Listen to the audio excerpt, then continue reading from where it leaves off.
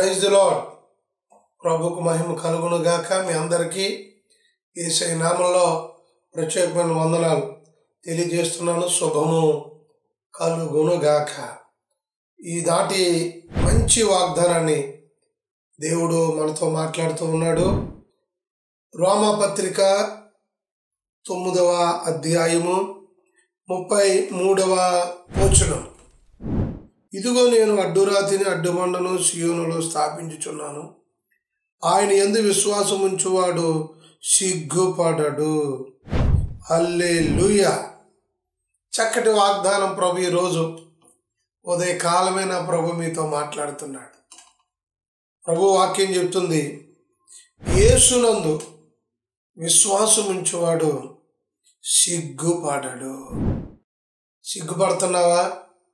ఏం జరుగుతుందో, ఏమైపోతుందో అనేటువంటి ఆలోచన కంగారులో కానీ ఉన్నారండి. అవి ఈరోజు నీతో మాట్లాడుతున్నాడు. సిగ్గుపడదు. ఇంతకీ ఎవరు సిగ్గుపడరంటే ఆయన యందు విశ్వాసం ఉంచునవాడు. నీవు ఆయన యందు విశ్వాసం ఉంచితే సిగ్గుపడవు.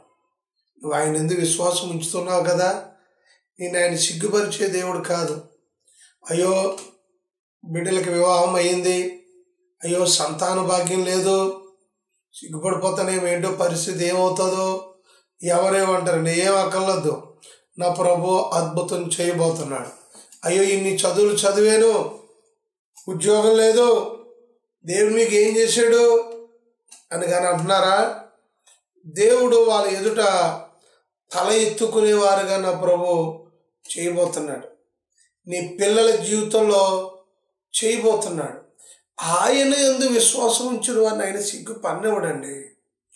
ఆయన యందు సరిగ్గా విశ్వాసం లేకపోతే, విశ్వాసయాత్రలో సాగలేకపోతే సిగ్గుపడవలసిన పరిస్థితులే.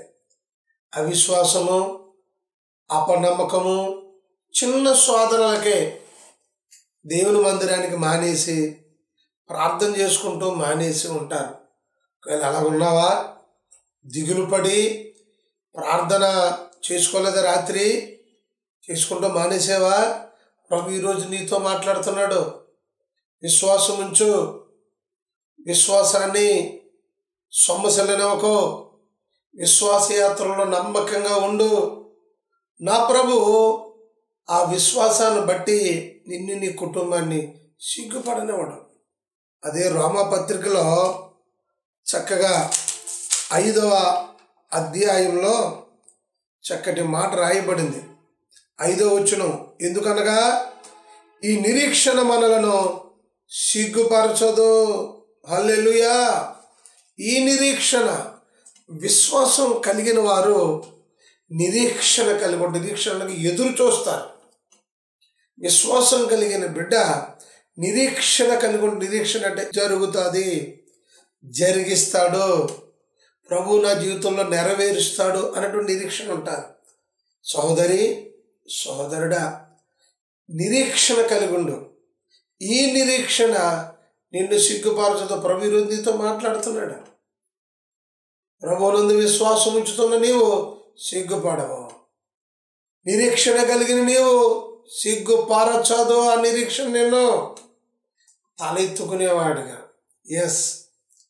ధైర్యము కలిగి సంతోషకరముగా నడిచే దినాలు వచ్చినవి, వచ్చి ఉన్నాయి. ప్రభు ఈరోజు నీతో మాట్లాడుతున్నాడు. దిగులు చెందక, అయ్యో సిగ్గుపడిపోయాను, అయ్యో ఇది జరగలేదు, ఇది ఇంకా అవ్వలేదు, వాళ్ళు అలాగంటున్నారు, ఇలాగంటున్నారని నీవు దిగులు చెందొద్దు. దిగులు చెందొద్దు. అమ్మా, నీ విశ్వాసం గొప్పది అన్నాడు ప్రభు. నీ విశ్వాసం గొప్పది. విశ్వాసాన్ని వదిలిపెట్టేకు, విశ్వాసాన్ని గట్టిగా పట్టుకో. ఆ విశ్వాసమే నిన్ను సిగ్గుపరచకుండా మరిన్ని గొప్ప కార్యాలు నా ప్రభు ఈరోజు నీకు చేయునుగాక. తప్పకుండా ఈరోజు నా ప్రభు చేస్తున్నాడు.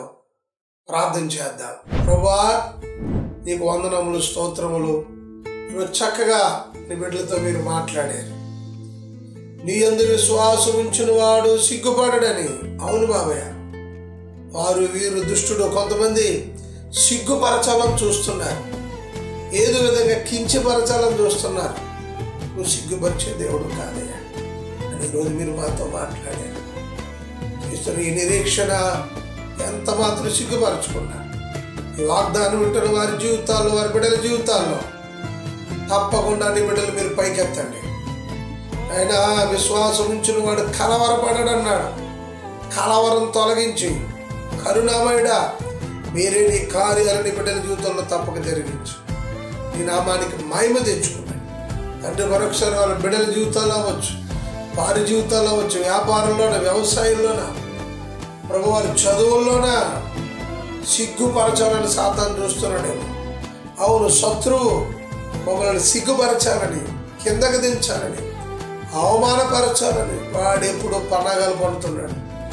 వాడు పన్నాగాలని ఇప్పుడు ఈ కుటుంబంలోంచి పటాపంచలైపోనుగా శత్రువు పన్నాగాలన్నీ మీరు తొలగించండి, నీ చిత్తమే జరిగించండి. విశ్వాసం ఉంచుతున్నారు, తప్పకుండా అద్భుతాలు జరిగించండి. యేసు నామములో అడుగుచున్నాం తండ్రి, ఆమేన్. తండ్రి, కుమార, పరిశుద్ధాత్మ సదా మీకు తోడు.